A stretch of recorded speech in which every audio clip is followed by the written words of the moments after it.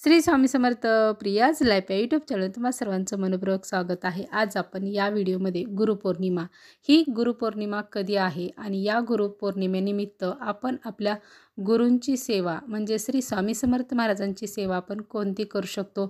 आपल्या सर्वांचे लाडके श्री स्वामी समर्थ महाराज यांची आपल्याला सेवा करायची आहे। त्यांना आपल्याला गुरुदक्षिणा द्यायची आहे। म्हणजेच आपण नेहमी काय करतो, आपल्या इच्छा अपेक्षा आहेत त्यासाठी आपण नेहमी सेवा करतो। स्वामींकडे सततच आपण काही ना काहीतरी मागत असतो की स्वामी मला हे द्या, स्वामी मला ते द्या, माझी ही इच्छा पूर्ण करा, माझा हा प्रॉब्लेम आहे तो तो जो आहे तो प्रॉब्लेम दूर करा। सतत आपण म्हणजे प्रॉब्लेम आणि अडचणी स्वामींना सांगत असतो। पण यावेळेस आपल्याला सर्वांना काय करायचं आहे की स्वामींसाठी सेवा करायची आहे। स्वामींना काहीतरी आपण देणं लागतो ना, कारण ते आपलं गुरु आहेत आणि या गुरुपौर्णिमेनिमित्त प्रत्येकाने आपल्या गुरुला काही ना काहीतरी थोडी ना थोडी होईना जेवढी सेवा आपल्या हातून घडेल तेवढी ती सेवा आहे ती त्यांच्या चरणी अर्पण करून त्यांच्यासाठी ही सेवा करायची आहे। म्हणजे निस्वार्थ भावनेने आपल्याला ही सेवा करायची आहे। कोणत्याही प्रकारचा आपल्याला स्वार्थ म्हणजे कोणत्याही प्रकारची इच्छा न ठेवता आपल्याला ही जी स्वामी महाराजांची आहे ती सेवा आपल्याला त्यांची करायची आहे। कारण गुरूंना आपल्याला काही ना काहीतरी द्यायचं असतं। नेहमी गुरुच आपल्याला देतात, पण आपल्या गुरूंना शिष्याने म्हणजेच आपण त्यांचे शिष्य आहोत, आपण त्यांचे बालक आहोत, तर आपण त्यांना काही ना काहीतरी दिलं पाहिजे।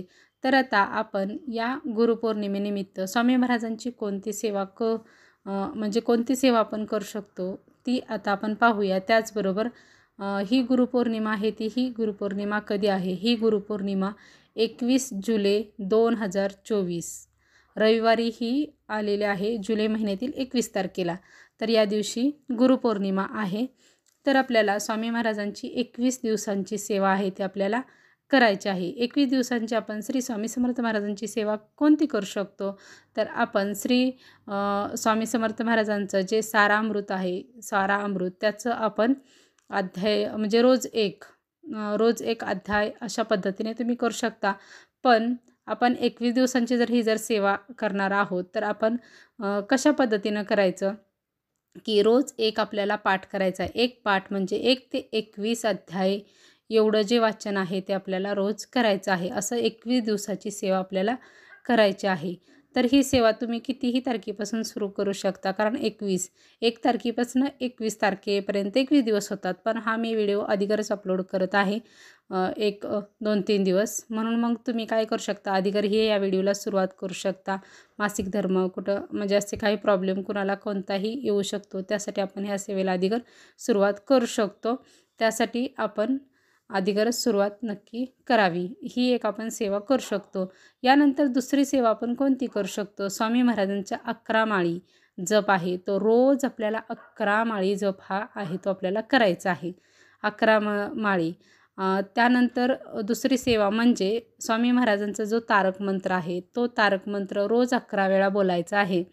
ही एक सेवा आपल्याला करायची आहे। आता ह्या सर्व सेवा आपण म्हणजे रोजच ह्या सेवा आपण करायच्या का सगळ्या, तर तुम्हाला जर ह्यातील कोणती सेवा जी आवडेल म्हणजे कोणाला तारक मंत्र करायचं असेल, कोणाला माळींचा जप करायचा असेल, कोणाला ग्रंथाचं वाचन करायचं असेल म्हणजेच पोथीचं वाचन करायचं असेल तर करू शकता। किंवा ज्याला ह्या सगळ्या सेवा करणं जर शक्य असेल आणि त्याला आवड असेल करण्याची, त्याने जर केलं तर अक्षरशः सोन्याहून पिवळं होईल, म्हणजे खूपच छान होईल। तर तुम्ही तुमच्या इच्छेनुसार ठरवू शकता की तुम्हाला कशी सेवा आहे ती करायची आहे। मीही या सेवेला सुरुवात आहे ती 21 दिवसाच्या नक्कीच करणार आहे। आता उद्यापासून मी सेवेला सुरुवात करणार आहे।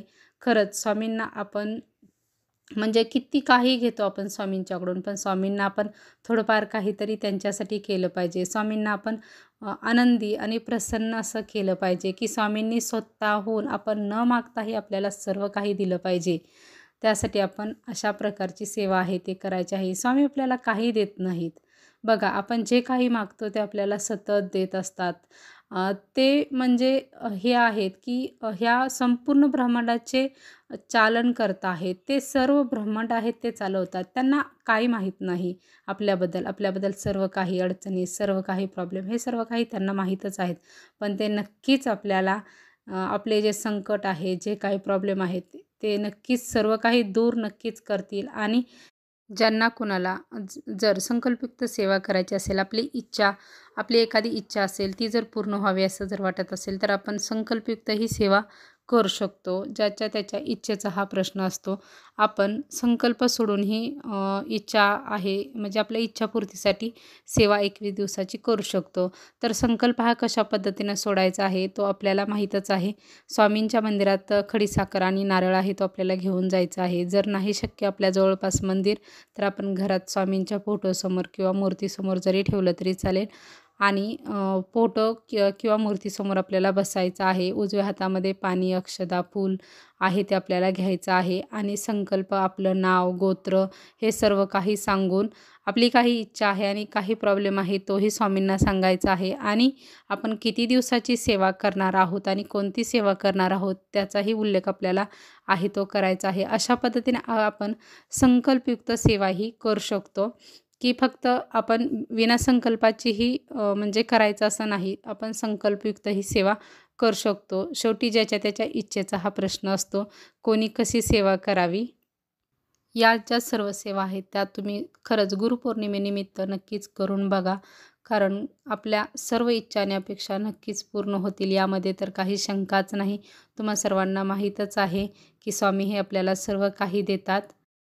ही सेवा आपण करत असताना ब्रह्मचर्य पाळण्याची काहीच गरज नाही. कारण कोणी जर ही सेवा जर आपल्याला मूल होण्यासाठी जर करत असेल, तर त्यांनी ब्रह्मचर्य किंवा कोणीच ब्रह्मचर्य पाळण्याची गरज नाही. आणि ज्यांना पाळणं शक्य होईल त्यांनी नक्कीच पाळावं. तसं काही बंधन नाही की तुम्ही इच्छेनुसार हे म्हणजे करू शकता. त्याचबरोबर ही सेवा घरात चालू असताना जी व्यक्ती सेवा करत आहे त्या व्यक्तीने मांसाहार करायचं नाही. की असं म्हणायचं नाही की मी सकाळी वाचन केलेलं आहे, संध्याकाळी आता मी खाऊ का? किंवा माझं आता वाचन झालेलं आहे, मी आता खाऊ का? असं नाही. आपण 21 दिवसांची सेवा करणार आहोत, संकल्प नाही केला, अशीही जरी सेवा जरी करत असला तरी आपण या कालावधी मांसाहार आहे तो आपण करायचाच नाही. ही गोष्ट आहे तेवढी आपल्याला लक्षात ठेवायची आहे. आपल्या घरातील इतर कोणीही खाल्लं तरी चालेल किंवा महिला असतील तर तुम्ही स्वतः दुसऱ्यांना, आपल्या घरातील मुलांना, नवऱ्याला किंवा घरातील सर्वांना जरी तुम्ही बनवून दिलं तरीही चालू शकतं. पण तुम्ही स्वतः हे खायचं नाही. म्हणजे जी व्यक्ती सेवा करते त्या व्यक्तीने खायचं नाही. हा नियम आहे तो आपल्याला लक्षात ठेवायचा आहे. श्री स्वामी समर्थ.